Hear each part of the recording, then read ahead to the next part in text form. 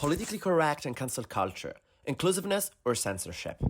A linguistic culture phenomenon of a high media interest, politically correct, according to Treccani, designates an ideological and cultural orientation of extreme respect towards all, that is, in which any potential offense towards certain categories of people is avoided.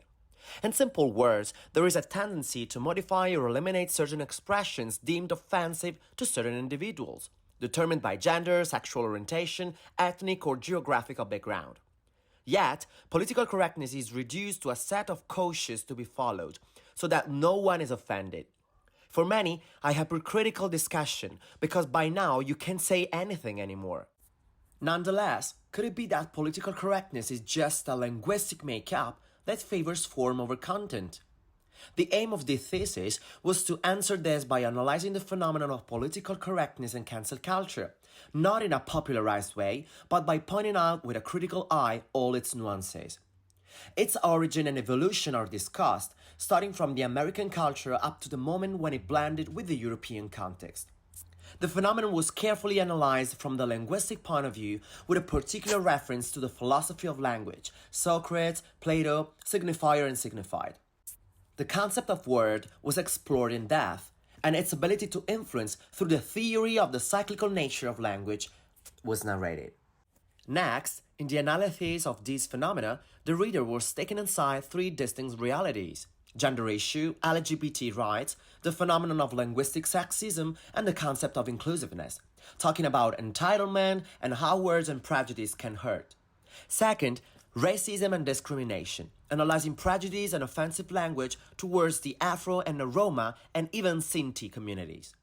Finally, concept of identity, dwelling on any limitations and nuances, placing them in the field of comedy, a controversial environment in which the use of language is or should be an indispensable requirement. After careful analysis, it is possible to declare that political correctness and cancel culture are phenomena that cannot be reduced to trivial linguistic strategies.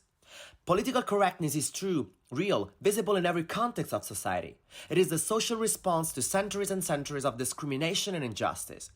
It has been shown in the thesis that language is the most direct expression of thought, that words carry great weight, that they should be chosen carefully and not out of fear of censorship, but because words, and therefore thought, must be moved by a certain sensitivity. In order to change, there must be right, shared values, and to achieve these, education plays a crucial role. It is vital to educate new generations to relate to the complexity of the world and its uniqueness, making diversity a value and not an excuse for discrimination.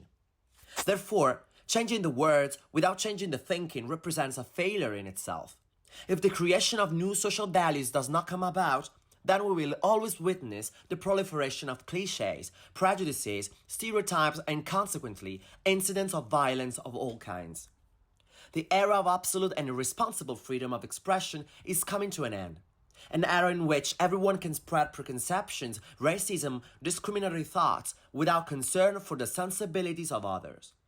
As writer Raffaele Alberto Ventura states, today we talk about political correctness because we have perhaps remembered that words, images, symbols, works of art have concrete effects.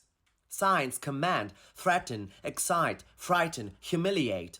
Signs communicate reputations, imprison individuals and social groups within stereotypes. The correct use of words is most important. Many are loaded with history, a history stained with blood, violence, and discrimination. It is unthinkable to believe that those offensive words, which carry such a great historical and emotional burden, can be spoken ironically, because in the end only the intention matters. Language is an expression of thought, therefore the intention and the words take on almost the same meaning. Not only do words carry weight, they are weapons, they hurt, they awaken in people states of mind among the most diverse. That of intention is a simple justification of those who, being part of a privileged category, do not know and perhaps never will what it means to be put in the corners of society, what it means not to have access to a home, a job, because of one's identity, origin, or sexual orientation. All it would take is a little humility to remember that we are, theoretically, all equal, and to accept that, unfortunately, we still are not.